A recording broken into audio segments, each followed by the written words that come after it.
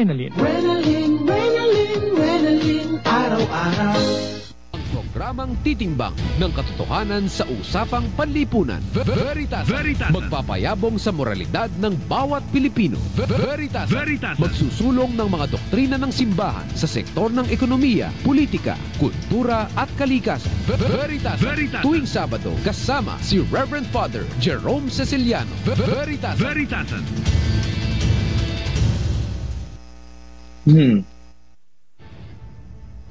Good morning mga kapanalig, ito po si Father Jerome Ceciliano, anchor na sinusubaybayan po ninyo every Saturday from 11 a.m. to 12 noon na Veritasan. Ako po ang kasalukuyang rector ng National Shrine of Mary Queen of Peace. Mas kilala po ito sa pangalang EDSA Shrine. Sa mga kabataan po na hindi nakakaalam kung nasaan ang EDSA Shrine, ito po ang simbahan sa kanto ng EDSA at Ortigas Avenue. Ito po ay nasa tapat ng isang mall, Robinson's Galleria. Makikita nyo po ang isang napakalaking landmark na tumutukoy sa National Shrine of Mary Queen of Peace, yung pong malaking silver na mahal na birhen na nakalagay po sa mismong tip o kaya bubong ng National Shrine of Mary Queen of Peace. O bueno, pinag-uusap usapan po natin sa Veritas, maiinit na isyong politikal, pati na rin po mga isyu sa simbahan. At ang papel po ng Veritasan ay ipaliwanag sa inyo ang mga usaping ito at nilalapatan po natin ng pagtuturo ng simbahan. Ngayon pong umaga, dalawa po ang tatalakayin natin. Yung unang yugto ay patungkol po sa gagawing PCNE, Philippine Conference on New Evangelization. Gagawin po ito ngayong July 18, 19 to 20 dyan po sa Universidad ng Santo Tomas. Ang pangalawang yugto po ay patungkol naman sa 9th anniversary ng pagkakadeklara ng ng International Arbitral Tribunal na di umano ang West Philippine Sea ay bahagi ng soberanya ng Pilipinas. So, ngayon po, kausapin natin ang representative ng PCNE na si Father Mark Campit. Magandang umaga sa iyo, Father Mark. Magandang Are you there? Po, Father Jerome. Good morning. Napaka-formal ng paring ito. Pinagandaan po. Okay, Father Mark, sige. Nakatuwa po na maging guest po dito po sa inyong programa. Okay, kinagagalak namin ay kay makapiling Father Mark. Si Father Mark ay bata-bata pang pare. Ilang taon ka na sa priesthood, Father Mark? Ay, wala pa pong taon, Father. Sa katunayan po, mag-4 na buwan pa lang. Ngayon pong 19. Ayan, na-ordain po kami noong March 19, 2025. Ayan, kasabay ko po sina Father Mix, Father Paul, and Father Matt sa Manila Cathedral. Okay, so, saan ka ngayon na-assign, Father Mark? Naka-assign po ako, Father, sa National Shrine of the Sacred Heart dito po sa Makati. Ano yung designation mo sa National Shrine of the Sacred Heart? Ako po ay Parochial Vicar. Yan, kasama po si Father Roy, Father Eric, and Monsignor Bert. Sa PCNE, ano naman ang papel ni Father Mark? Ako po ay ministry member sa Office for the Promotion of New Evangelization, yung OPNE ng atin pong Archdiocese. Okay, yung pong OPNE, Office for the Promotion of the New Evangelization, ang siyang nag-organize nitong PCNE. Yes. Ano ulit, Father Mark, ang ibig sabihin ng PCNE? PCNE, Philippine Conference on New Evangelization. Yan po. Okay, ano po ba ang layunin ng PCNE? Bakit ginagawa ito ng OPNE o ng OPNE? Ginagawa po ito para, isa po itong malaking pagtitipon ng mga Katoliko. Ito po ay sinimulan noong 2013 ni Cardinal Tagle. At ito po ay panawagan ng simbahan po para tayo po, mga Katoliko, ay magkaroon po tayo ng makabago, malikhain, makabuluhang paraan para po ibahagi ang ating pananampalataya. Di po ba tayo ay kasama, lahat po tayo tinatawagan na ipalaganap ang salita ng Diyos. Okay, binanggit mo makabago, makabuluhan, malikhain, malikhaing pamamaraan ng pagpapahayag ng salita ng Diyos? Ano yung bagong pamamaraan? Magbigay tayo ng halimbawa, Father Mark. Halimbawa po, ngayon po, di ba, ano na po tayo sa social media, talagang madami na po ang into social media, kahit po yung mga matatanda. So patuloy po yung pagbabago talaga ng mundo natin, patuloy po tayong nagbabago ng pamamaraan din. Nang sa gayon po, kung ano po yung mga pangangailangan din po natin sa atin pong society, sa atin pong lipunan, ay tayo po ay makabigay ng um, karampatang pamamaraan din po ng pagpapalaganap ng salita ng Diyos. For example, sa atin pong lipunan, di ba, yung online, yung mga online na po tayo. So, marami na pong engage sa social media. Kaya po, para din po ituturuan yung mga kapatid po natin na nagnanais na tumulong sa simbahan para po kung paano pa ba nila mas may improve yung kanilang pamamaraan nung pag-share ng salita ng Diyos. Okay, ano naman ang ibig sabihin ng malikhain at anong halimbawa ang malikhaing pagbabahagi o pagpapalaganap ng salita ng Diyos? Ayun po, kailangan po natin ng malikhaing pagpapahayag ng salita ng Diyos. Nang sa gayon po, tayo rin po ay magkaroon ng, ayun, mas mahalin na po natin yung mga tao, maanyaya po natin sila na makiisa rin po sa atin pong simbahan. So, yun nga, we make use of different platform po sa society, iba't iba pong sectors ng society na kailangan pong bigyan din ng atensyon, lalong-lalo na po sa pagpapalaganap ng mabuting balita. Okay, you mentioned about makabago, kaya use of technology. The technology is available to us, makabago yun. Eh ano yung malikhain?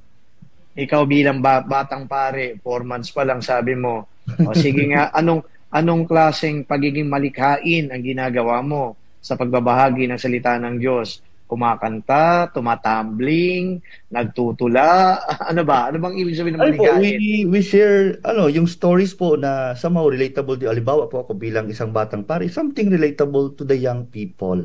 Ayan, lalo po madami rin pong uso sa social media to use it prudently para po nang sa gayon to relate also with the young people. Ayan, kaya nga po ito rin na PCNE, marami rin po itong mga programs na it will also encourage us na ipalaganap yung salita ng Diyos sa malikhaing paraan po, through singing, through dancing. May mga guest po na mga kilalang tao which we can also relate with, yung may mga artista po minsan na ini-invite dito para po, ayun, makaisip po tayo ng mas malikhaing paraan nung pagbabahagi ng salita ng Diyos. So, ibig sabihin, kapag involved na dito yung mga artista at iba pang mga entertainers, yung pagbabahagi ng salita ng Diyos, hindi naman din talaga limited lang na gawain ng pare. Ano? Ay, opo, totoo. Okay. So, ibig sabihin mo na malikhain na pagpapalaganap ng salita ng Diyos, make use also of other people. Yes. Okay?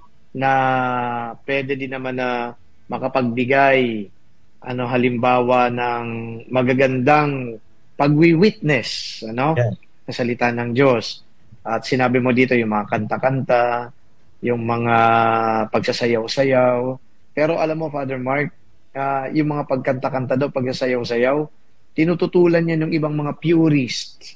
How do you respond? Kasi sabi nila, ang salita ng Diyos ay hindi dapat dinadala sa ganong uri ng entertainment. Kaya nga, di ba, lumabas ngayon yung isang parang blog dito sa Facebook at tinutuligsa yung mga pagkanta-kanta, pagbabahagi ng mga kwentong-kwento lang kuno, tapos yung mga kung ano-ano mga gimmick, how do you respond to that? Sabi mo, malikhain eh. Pwede pala yun, pero ganun ang sinasabi ng ilang kritik. So sige nga, kung halimbawa sasagutin mo yung kritik na to, total nakikinig sila sa'yo, ano gagawin mo? Sige nga. Pwede pa rin naman po tayong gumamit ng mga malikhain na ito, yung things that will entertain us. As long as we use it prudently, lalong-lalo na po in a right context. And dito naman po sa PCNE, isa naman po itong malaking pagtitipon ng mga Katoliko. Ibang usapan naman po when we use it sa mga homilies natin or anything na it will turn everything into entertainment. We still see to it, Father Jerome, na tayo po ay nag-share pa rin ng salita ng Diyos. Ang kailangan natin pong siguraduhin ay ang mauuwi nila hindi yung ma-entertain lang sila, kundi sila po ay tumatanggap ng salita ng Diyos. Kumbaga, these things, yung mga talents po natin, this can be avenues to preach the good news. Of course, to use it in a way na more prudent, more decent po na pamamaraan. Pero yung pagiging prudent saka pagiging decent, parang pwede mong i-rule out dito yung ganong uri ng entertainment, yung singing, dancing, kasi baka imprudent yun, di ba? Dahil ang inaasahan natin dito, when proclaiming the word of God, do it with sincerity, di ba? With solemnity. Yes. Pero binabanggit mo din yung kabataan, paano sila makaka-relate. Sabi mo, sharing of stories, na relatable sa kanila. Pero ikaw, bilang batang pare, how are you going to give justice to the proclamation of the word na hindi mo ma-offend yung katulad ng mga critics na binanggit ko, ano? Na binabanatan yung ganyang uri ng pagpapahayag ng salita ng Diyos through entertainment, by singing, dancing, ayaw nila nun. So, tapos meron din naman na kabataan na yun naman din ang gusto nila. At hindi lang siguro kabataan. Marami mga Pilipino, ang gusto nila talaga, naghahagalpakan sila ng tawa. Diba? Yung may mga jokes. O paano mo babalansehin yun? Bilang bahagi ng pagiging creative. Hirap no? Hirap po. I-try mo. Pero Sige. this is really a challenge po, lalong-lalo na po sa panahon ngayon. Lalong-lalo na po, iba't iba po tayo ng, kumbaga, wavelength din po, di ba, sa atin pong lipunan. May mga bata, may matatanda. Sabi nga po natin, yung mundo po natin patuloy rin pong nagbabago. So we also need to adapt to the signs of the times, yung pagbabago po ng mundo, but still preserving yung atin pong nakagisnan sa atin pong simbahan. Sabi nga po natin na, of course, we have new methods, you have bago pong mga makabuluhan at malikhaing paraan, but we are still respecting the same word of God, na ito po ay nang sa gayon po matanggap ng mga kabataan. Kaya po, kung PCNE, we are preparing something that will something po na ma-enjoy po natin, at the same time we learn something new. Okay, sige, yung makabuluhan, ano bang ibig sabihin ng talimbawa ng makabuluhang pagpapahayag ng salita ng Diyos? Ayun, so para po magkaroon din po tayo ng sa karanasan din po natin sa sarili nating buhay, nang sa gayon po tayo rin po unang-una ay mababago ng salita ng Diyos bago po natin ipahayag ito sa ibang tao. Sana po tayo po bilang mga tagapamalita, tagapaghatid ng salita ng Diyos, patuloy rin po tayo na binabago nito. So yung personal encounter po natin bago po natin maibahagi ito sa ibang tao. Makuha rin po natin na ito po yung makabuluhan sa atin. May kahulugan and something po na binabago po tayo sa atin pong mga buhay. Nang sa gayon magkaroon po tayo ng mas malalim na ugnayan sa Diyos, at kayanin din po natin na ipamalita ito sa ating kapwa. Okay. Yung entertainment aspect, di ba? Sabi mo para maging maging makarelate dito yung lalong-lalo ng mga kabataan. Do you think kapag halimbawa ganun ang focus to get the attention, di ba? To rally the people. Kasi entertainment nga Sa pananaw mo ba, Father Mark, magiging makabuluhan ba yung salita ng Diyos sa kanila? Kung ganun ho ang magiging pamamaraan. Ano tingin mo? Yes po, magiging makabuluhan pa naman po, because we are also, kasi po yung talento naman po natin, Father, ay gift din po ng Panginoon sa atin. And so we use them in a way po na maging, sabi ko kanina, maging paraan, avenue natin para maibahagi o tanggapin ang salita ng Diyos. At ito po ay pagkakataon din po sa mga kabataan na i-share yung kanilang mga talent. Or of course, PCN po, hindi lang naman po ito puro showcasing of different talents, but may mga iba't iba pa rin pong mga segments ito, mga talks from other resource persons po na kumbaga mas lalo pa tayong bibigyan ng ideya kasi iba't iba pong mga sectors po, iba't ibang mga sessions, depende po sa pangangailangan natin yung ma-encounter natin sa PCNE. Ayun. So, it's not only about the performance, it's also about listening to those people po na nasa mission. Ayan. Kaya Okay. para po nang sa gayon, makarelate po sila and then it will empower them also na makakaya din nila and kakayanin nila na magbahagi ng salita ng Diyos. Okay. Halimbawa, nakita ko doon, isa sa mga guest ninyo. Sinong entertainer ang guest ninyo? Meron bang Hindi ko pa po na si Ding Dong Dantes ba? Hindi siya? hindi po. But before po, Hindi. he was a guest before. Nakuha na rin. Nakuha na rin. Yes. Okay. So hindi mo alam kung sinong entertainer. Hindi pa po. Pero merong entertainer. Opo, meron po. Pero Okay. I think right now they're still inviting those. Finalizing. Opo. Okay. So ikaw, halimbawa, may nakikinig sa atin ngayon, Siyempre, yung iba dito, ano ba yan? Salita ng Diyos, tapos entertainment. Ano matututunan ko doon? Di ba? So, how do you make sense of that? Yung ganong mga tanong lang, how do you make sense of that? Na parang ipapaliwanag mo na kinuha po namin siyang speaker kasi nga po ay matututunan natin dito yung salita ng Diyos. In what way? Para makumbinsi mo sila na sumama. Sige nga. Ayan.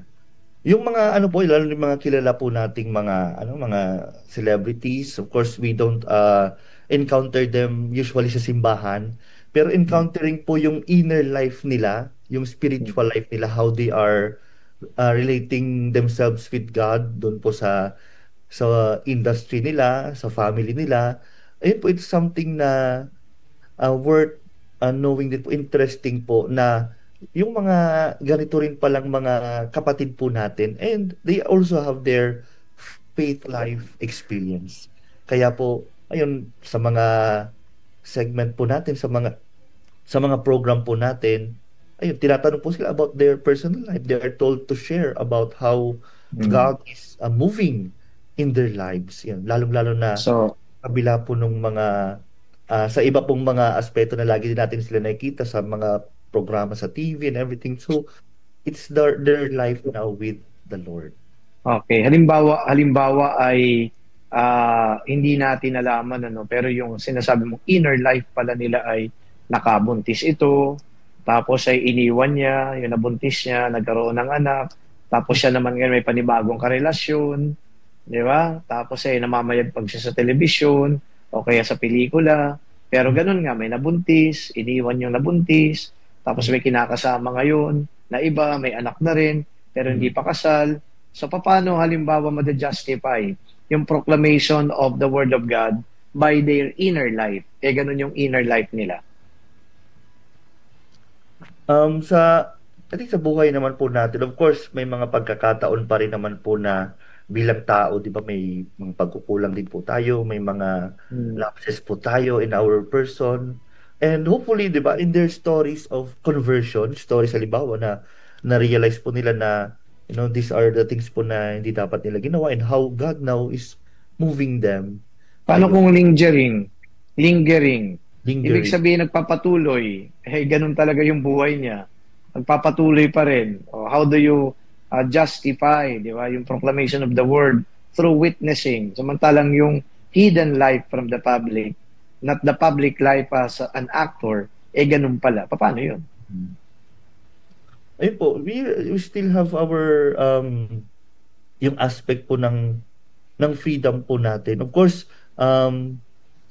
yun po yung mga bagay na hindi natin dapat tularan in a way, pero ayun po, bilang tao, we also be patient po. Nagiging patient din po tayo sa bawat isa, and hoping na we can pray for this person na hopefully this will also be converted to faith in the Lord. Ayan po. So hoping that everyone will also be converted within themselves sa buhay nila, sa current lifestyle nila, nang sa gayon po matulungan din sila ng ating Panginoon po sa pagbabago nila sa buhay. So, ibig sabihin, yung witnessing nila, bakit wala pa? Kasi nga yung buhay nila nagpapatuloy, di ba? Pero umaasa na patatawarin ng Panginoon, di ba? So, dapat humingi sila ng patawad. Pero, alam mo rin yon, kapag humingi ng patawad, dapat may kasunod na pagbabago. O, di ba? O, di pa paano? This is the part, dito na po yung part ng challenge na, kumbaga when we follow the Lord, di ba? Sinasabi natin, we also have to make some conversion sa inner conversion po natin, yung atin pong, kapag humingi po tayo ng tawad sa Diyos, there must be a reparation na tinatawag po, yung changes din po natin sa buhay natin. And it can be challenging, you know, at hindi naman po yun madali. Kaya po, we need to ask for the grace of God to strengthen us, lalong-lalo na kapag mahirap pong magbago. At dito po natin makikita na yung awa po ng Diyos sa atin. Of course, on our part, our willingness also for conversion. Okay. Sige, hindi na kita patatagalin para mas maging makabuluhan ang araw na ito. Father Mark, ilang araw ito? Nabanggit ko na kanina, of course, 3 days. Pero anong oras mag-uumpisa sa 18? Anong oras po? Ay 7:30 AM po ang atin pong first program. So ito po ay 3-day event from July 18, 19, and 20. And madami pong mga events na gagawin po sa araw na ito. May mga schedule po. Kailangan lang po natin i-check online. I-search lang po natin sa Facebook, Philippine Conference on New Evangelization. At nandoon po yung mga schedules ng event po natin. At kung ano pa man po yung mga kailangan na gawin or mga reminders po sa mga participants natin, dito po namin ilalagay. And maraming salamat po sa mga nag-respond sa nag-register sa atin po 11. Meron bang bayad ang registration, Father Mark? Magkano? Meron pong bayad 1,100. Ayan, for patron is magkaiba lang po yung kit nila niyan. May mga iba lang pong inclusion, so 1,800. Although ngayon po sa katunayan, natapos na po ang registration noong July 5. So na-extend lang po siya ng 3 days hanggang July 8. At ito po ay ngayon po we are again finalizing po yung mga gagawin sa PCNE. Ayan po. So sino-sino magbanggit ka lang ng ilang ng pangalan ng speakers para at least magkaroon ng ideya yung mga nakikinig sa atin. Ayan. Sa PCNE po natin magkakaroon po tayo ng mga iba't ibang mga speakers. Nandyan po si Mr. Edwin Valles, advisor po ng Courage Philippines. Ayan. Nandito rin po si Doktora Ana Marie Caraos, PhD. Ayan po. She is the consultant of the Institute on John Carroll Institute on Church and Social Issues. At si Father Flavi Villanueva, ayan, SVD. He is the founder of Arnold Johnson Kalinga Center. So, and then madami pa pong mga iba't ibang speakers. Of course, nandito po sina Cardinal Tagle, Cardinal David, and of course our Archbishop Cardinal Advincula. Ayan. So, okay. Kailan magtatapos, Father Mark, ang PCNE? Anong oras? Matatapos po ang PCNE sa linggo. Yan, July 20, 2025. At sa atin pong around afternoon, after po the concluding mass. Ayan, sa hapon po. Sino ang magmimisa sa concluding mass?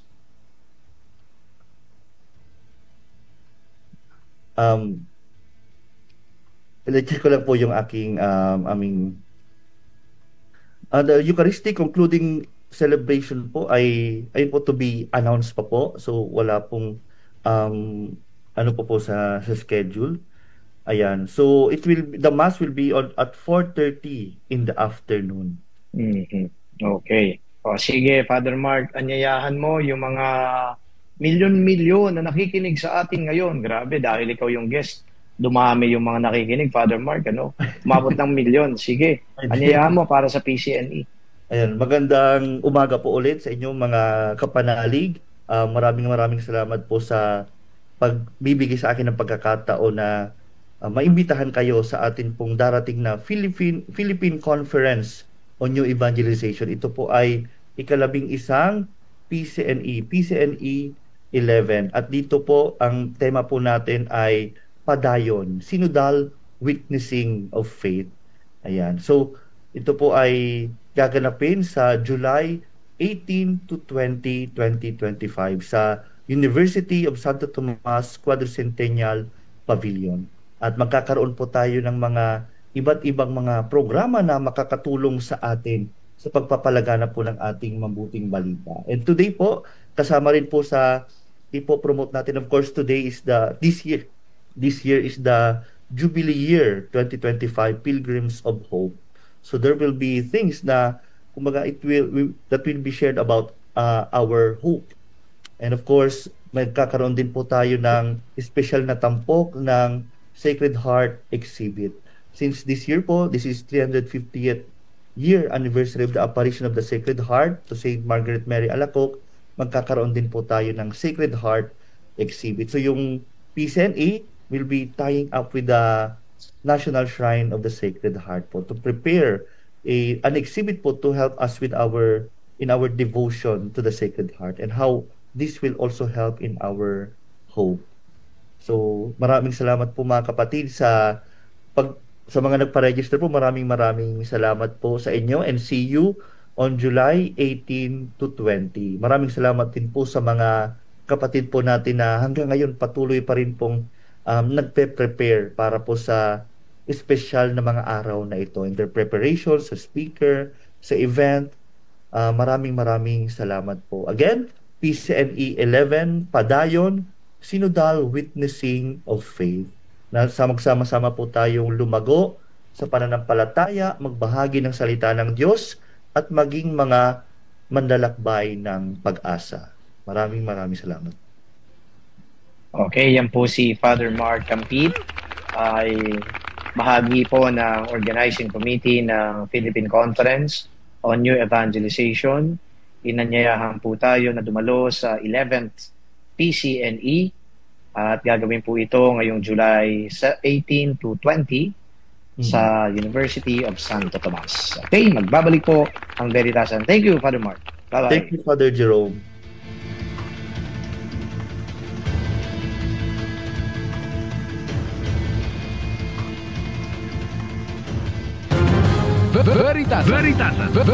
Veritasan. Celebrating 56 years of Catholic Broadcasting. This Jubilee Year 2025 Pilgrims of Hope. From Mega Manila, Philippines to the World Wide Web. Veritas 846 Kapanali.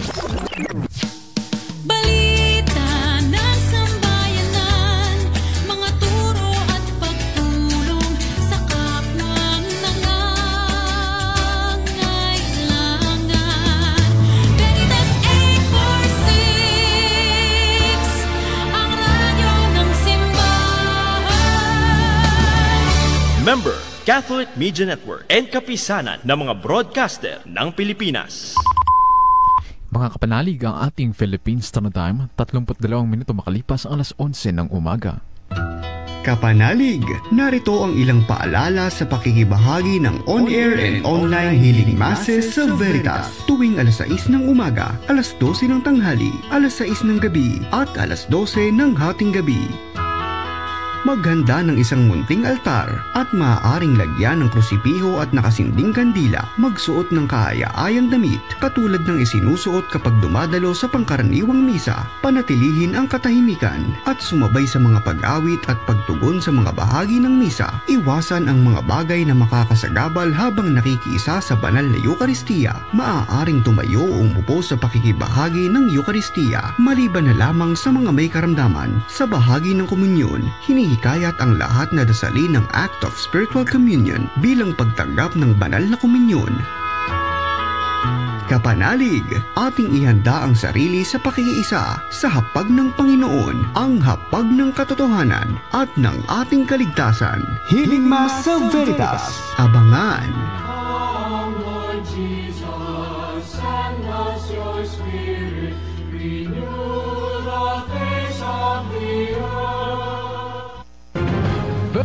Veritasan.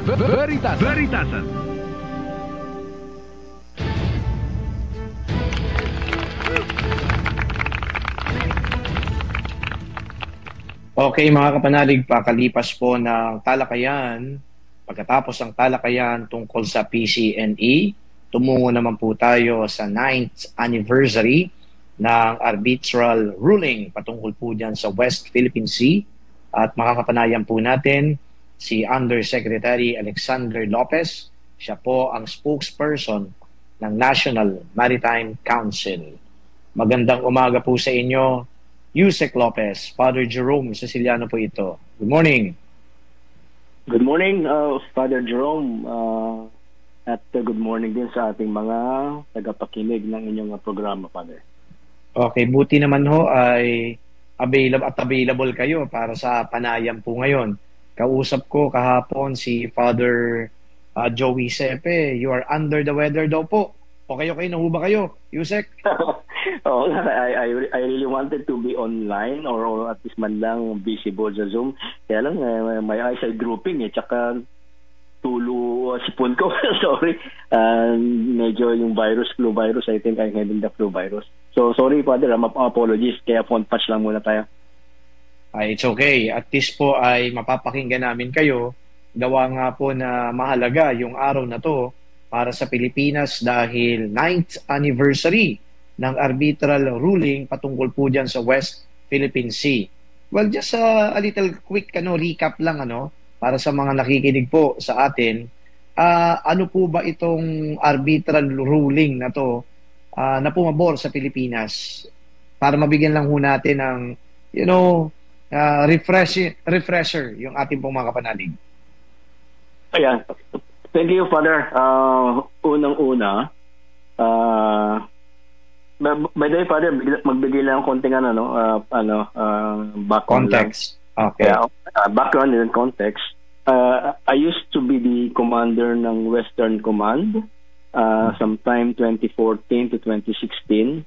And it was during the time, my time as the commander of the command at facing the Western Frontier Palawan. Ito yung time na yung illegal, artificial or reclamation activities ng China were in full swing.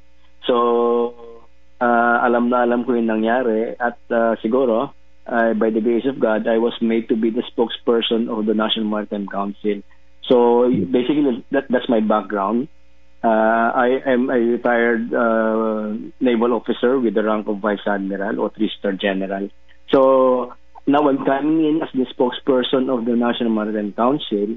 So, yung 2013, the position of our government, because of yung ginagawa nilang artificial reclamation, ay maraming nasisirang coral reefs and everything at napagbabawalan ng ating mga mangingisda.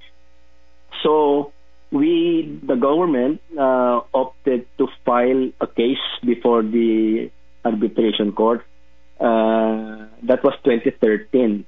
And on 2016, the arbitral tribunal was able to come up with its decision, rendering our case in favor of the Philippines over China. So basically yun ang naging hatol in 2016. At banggitin ko lang Father yung mga kahalagahan ng desisyon ng arbitral tribunal, if I may. Please do. Okay. So ang kahalagahan ng arbitral tribunal in 2016, unang-una, ito ay nagpaigting sa kahalagahan ng international law, in particular the UNCLOS or the United Nations Convention of the Law of the Sea. This is the international law governing maritime governance. Tapos ito rin ay nagbigay ng isang malaking mensahe. Kasi ang ginagawa kasi ng China, dahil malakas sila, malaking bansa, no? Ang kanilang mindset, no, is might over right. Pero ang ginawa natin mindset naman, ang ating is we will be having the right over might, no? Kumbaga right is might. So yun ang naging natin ng gobyerno. At kapanahunan pa nito ng ating dating Pangulong Noynoy Aquino. So isa pa rito, yung pangkalatang international order ay nabatay sa maayos at legal na pamamaraan sa Garataan CBN. We are pushing for international order, rules-based international order. So ito yung nagsilbing ilaw or gabay, the ruling or the award. Ito nagbigang beacon, hindi lang sa mga malalaking bansa o maliliit na bansa para mabigyan ng kalagahan at respetuhin ang international law. So it gave us the privilege of telling kahit na maliit na bansa ka, malaking bansa ka, international should prevail at dapat respetuhin. So tsaka yung mga mararahas at mapanakot at makapanlinlang na gawain ng China ay sinasabi ng hatol na hindi katanggap-tanggap ng mga bayan o bansa sa pangkasalukuyan o moderno at sibilisadong mundo. So basically, it's telling us that these activities of the Chinese are not acceptable in these modern times. And finally, sinasabi ng batas na ito, ang mensahe nito, no, this is a final and binding award na kahit na hindi nag-participate ang China, it is by default, no, and it's also part of the international law that this 2016 arbitral tribunal is one of the meaningful awards rendered by the arbitral tribunal. So basically yun yung main features ng arbitral tribunal. And if I may proceed further, Father, no, ano ba yung mga katangi-tanging laman ng hatol, no? So yung sinabi ko kanina, basically it's a feature. What now? What are the main points of the ruling or the award, if I may, Father, no? First, nagpatibay yung hatol ay nagpatibay na walang legal or without basis yung sinasabi ng China na ang kanilang claims sa West Philippine Sea o South China Sea are based in historical claims. Walang sinabi ng ruling yun na the basis. At sinasabi nila at narinig natin na 9-dash line, ngayon nga 10-dash line na ay wala ring basihan. No legal basis at all. It's just an arbitrarily drawing doon sa mapa, yung tinatawag nilang cow's tongue, yung dila ng baka, no?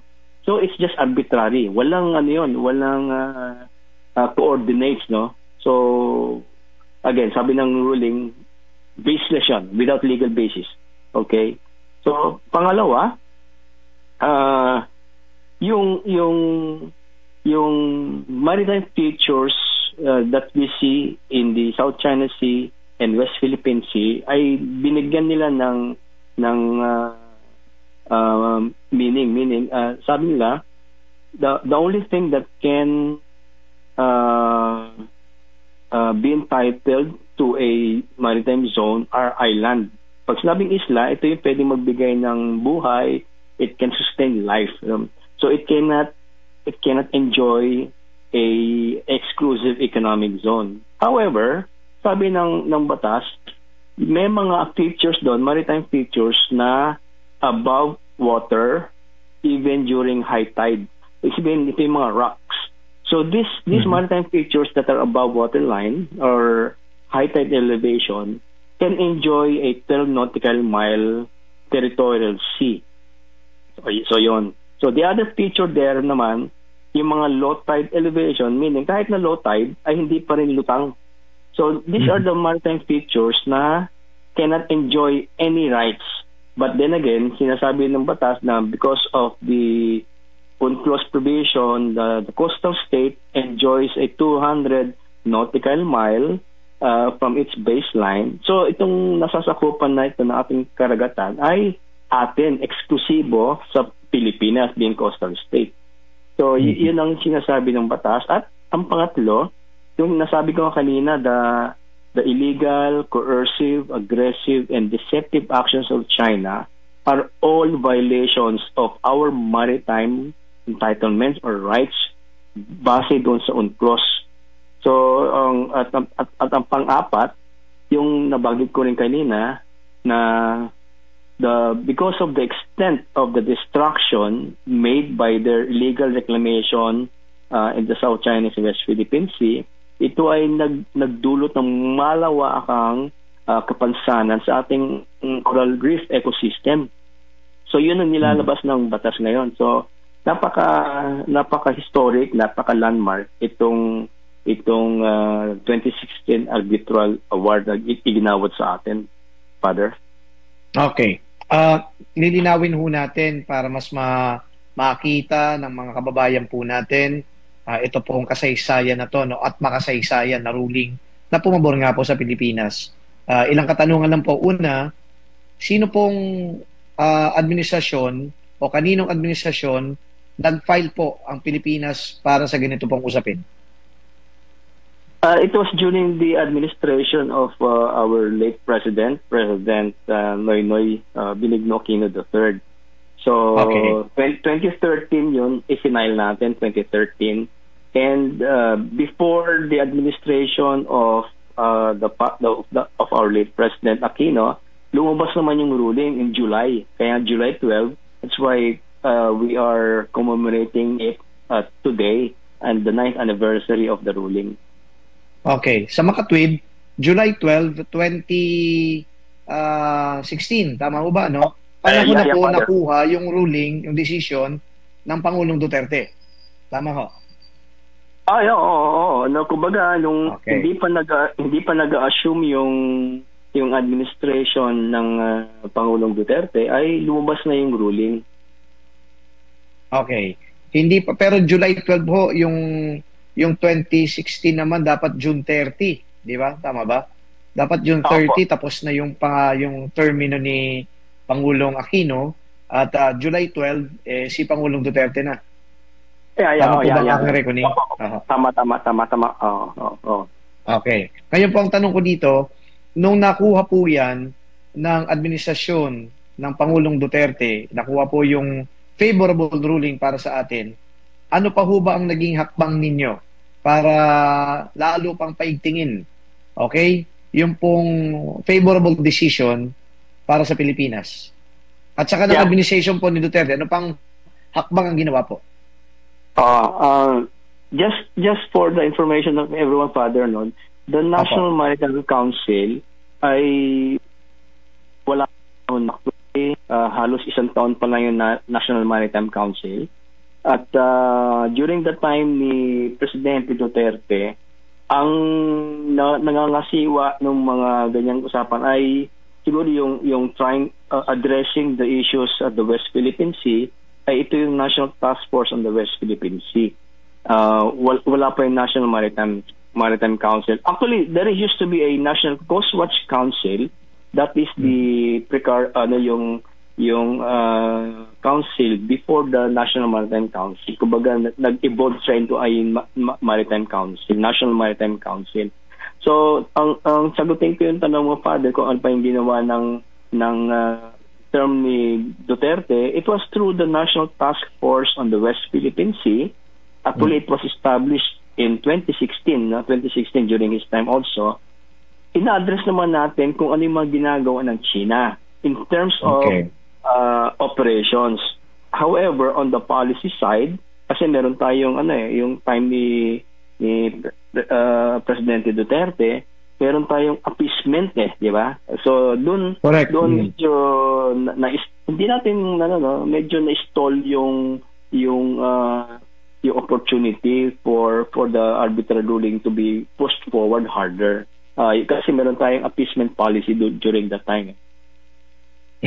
So nung pong nagkaroon ng appeasement policy, parang lumabnaw, nanlumbay ng konti, yung pong ating sana ay pagkakataon para tuloy-tuloy na i-push yung ating claim dahil nabigyan na sa atin yung favorable decision. So, yung po bang China ay lalong nag-umigting para i-fortify nila yung mga isla na pinag-uusapan no dito, nakapagtayo sila ng mga infrastructure projects? Alam mo, I have to say this, no? Ang problema kasi natin sa China, no, hindi lang naman tayo nakapansin ito, even the international community and everything. What the left hand of China is saying is not the right hand of China is doing. Sabihin, merong trust deficit issue. So, yung term ni President Duterte, nakikipag-usap tayo na sa diplomasya, na ganyan, no? So, we are expecting also na yung China ay hindi gagalaw. Pero kahit na nag-uusap yung dalawang gobyerno, ay continuously fortify niya yung mga reclaimed islands like Isobel, Chypre. Kumbaga yung hindi nila tinutupad yung usapan ng gobyerno. So, in fairness naman doon kay Presidente Duterte, actually this was trying to come up with na huwag natin gawing issue, pero mag-usap tayong dalawa. Pero hindi ko na ginawa ng China, no? So, yung sinasabi mo kanina, Father, na tamlay, hindi naman actually na tamlay, na ano lang, na set aside lang, kasi iba yung priority ng gobyerno, no? Pero nonetheless, the effectiveness of the ruling stayed. It being a landmark and it being a historic, it still stayed. In fact, we should be proud. Our country should be proud. Our co-Filipinos should be proud that it is the first time in arbitral ruling that a very small country won over a big and powerful nation through legal means. Of course, may mga iba-iba na, pero hindi yung katulad natin na napakaliit na bansa as against sabi natin, the second most powerful economy in the world, the most powerful armed forces in terms of assets, air force, so ganun kalaki yung kalaban natin, pero yet we won. In the last aspect, as sinasabi natin, right is might rather than might is right. So very loud and clear. Pero yung tanong po natin dito, Yusek, hindi po ba parang moral victory lang ito? Pinangangalandakan natin, pero ando doon pa rin yung problema na yung China ay kinamkam na nila yung soberanya ho natin yan sa West Philippine Sea. At yung pong implementation ng ruling na to ay parang hindi pa rin ho nagagawa. Father, we really recognize that borrowing the line ni Justice Carpio, Associate Justice Carpio, sabi niya, this challenge is actually an intergenerational challenge. Sabihin, it will the resolution of this challenge, we may not even see it in our lifetime, or even the lifetime of our So we recognize this. Again, sabi nga natin, Father, na in-expect natin that China, as of this time, hindi siya papayag na napakalit na bansa ay mananalo sa atin. Kasi kahihiyan nila yan But then again, meron namang records of history kasi we liken it to an occupation, narinig ko kanina ito, sabi na India, for example, si Mahatma Gandhi came up with a peaceful campaign against the British occupation of India. But decades later, because of this peaceful campaign, then nagkaroon ng traction, hindi lang sa internal traction. So in time, a big powerful nation like the United Kingdom gave in to the request of this very small from the advocacy of Mahatma Gandhi at naging national threshold. So in time, Father, we still recognize that this will still persist. The aggressive actions of China will still persist. We will see still many maritime assets of China covering our vast maritime area. Nare-recognize natin yon. However, our Philippine government will still be firm, will be still resolute. We will continuously show our flag, so to speak. We will continuously patrol our areas. Our Coast Guard, our armed forces, naval vessels will still patrol the area. We will still continue motivating our fishermen na, oy, mangisda kayo doon sa ating mga traditional fishing grounds. Then atin yun.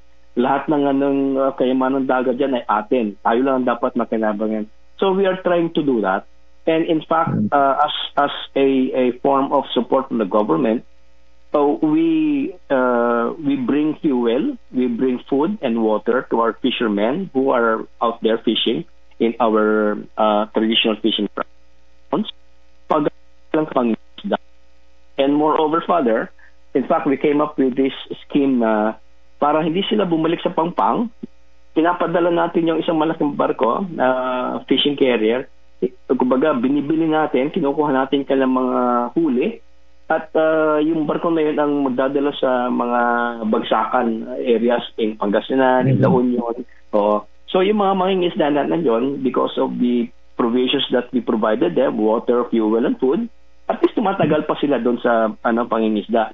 And hindi lang yon, while they are there, sinusuportahan ng ating BFAR vessels, Bureau of Fisheries and Aquatic Resources vessels, para bantayan sila.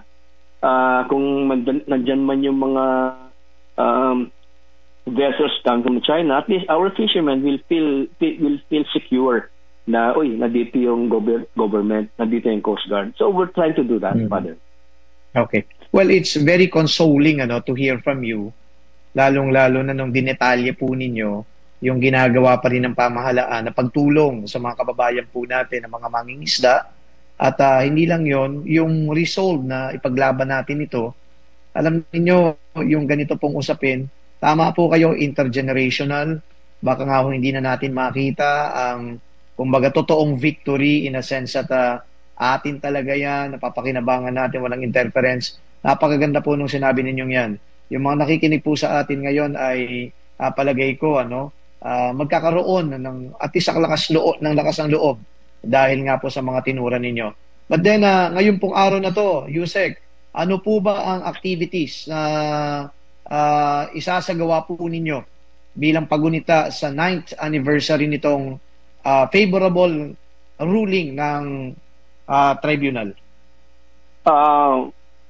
Aside from coming up with our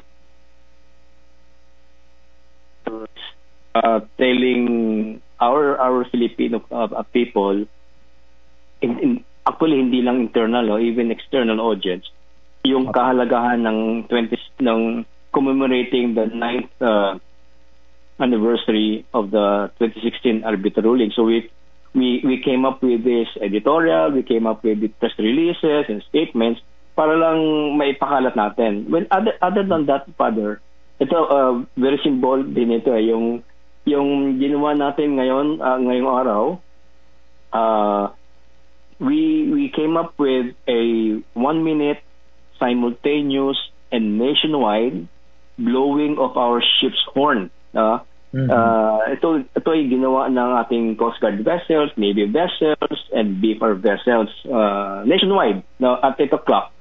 At we also encourage the participation of our friends from the civilian sector in the shipping industry to participate. Alam mo, natuwa ako dahil sa aming pagmamonitor, indeed, yung ating mga civilian liners, and they blew the horn at for 1 minute across the nation. Even yung ating mga shipping lines na nagpapatrol, nagpa-fly, for example, from Batangas to Mindoro, at 8 o'clock they blew their horns, no?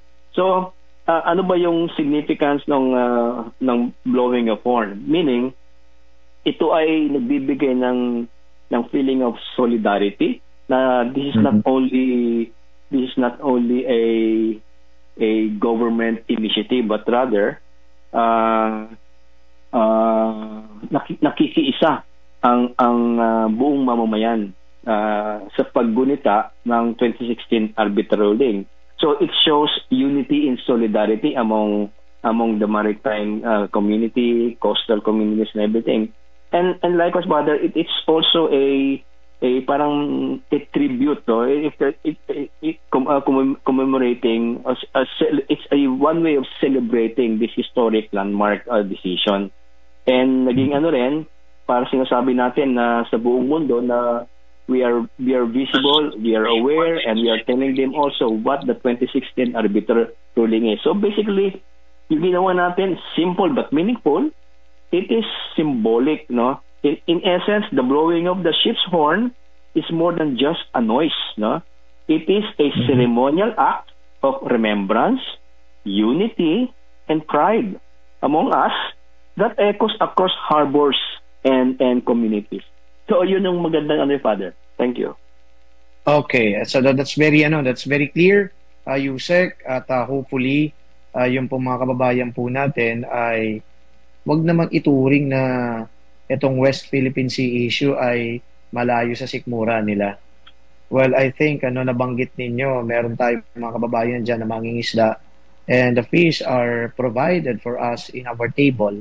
So hindi pwedeng sabihin na ito ay usapin lang ng mga kinauukulan at yung mga ordinaryong mamamayan ay hindi naman affected nito. Affected po tayo nito. At hindi po natin napag-usapan ngayon yung ilang mga economic aspects ng usaping ito na nakaka-apekto talaga sa pamumuhay natin. But nonetheless, I would like to assure you that this West Philippine issue is an issue not only of national security, not only an issue of sovereignty, but it's also an issue that affects the ordinary Filipinos, lalong-lalo na tayo ho, kaya dapat tayong makiisa, makialam, makisangkot sa usaping ito. At alam mo, Yusek, yung lagi ng pinag-uusapan, yung mga kaibigan ko din sa military, na mag-galvanize sana yung unity dito sa ating bansa para maipakita natin na tayo bilang mga Pilipino ay nagkakaisa sa pagsusulong ng soberanya ng Pilipinas, lalong-lalo na patungkol sa usaping ito. Thank you ulit, Yusek Lopez, sa pagkakataon na pinagkaloob po ninyo at sa mga magagandang pagpapaliwanag. Sana magkita tayo ni Father Joey Sepe. Sana magkaharap-harap tayo. Doon po ako sa kampo nung isang araw. Kausap ko naman si General Medel. Patungkol din po dito sa issue na to. Sa Monday naman meron silang activity para gunitain itong arbitral ruling. Okay, thank you again, General. Thank you, Father. Thank you. Okay, so yan po. Si Yusek Lopez, a 3-star general, dati pong commander naman dyan po sa Palawan, at maasa po tayo na sana itong usapin nito hindi man natin makita ngayon yung talagang resulta na makukuha natin ng buong buo yung West Philippine Sea. Sana sa darating na henerasyon ay mapunta talaga ito sa Pilipinas at mabawi at makuha, mapakinabangan ng Pilipinas. Tayo ho bilang simbahan, hindi lang dapat na nagdadasal para magtagumpay ang mga Pilipino, ang ating gobyerno, ang publiko sa pag-claim po natin ang ating soberanya dyan sa West Philippine Sea. Sana din ho may mga mumunting gawain tayo, katulad ng pagpapahayag lang ng sentimiento natin that West Philippine Sea is ours.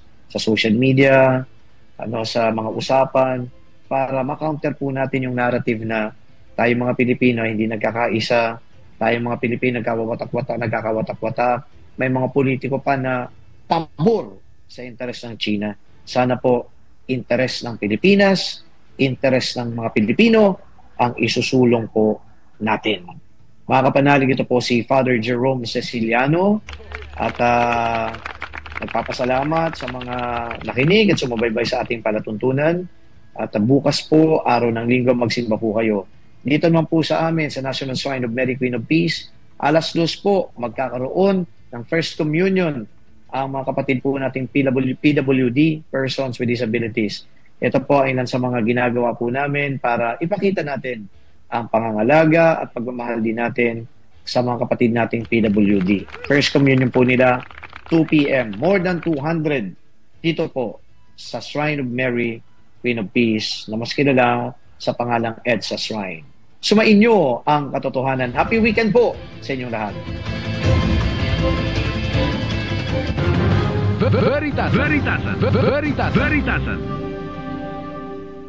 Mga kapanalig, ating dasalin ng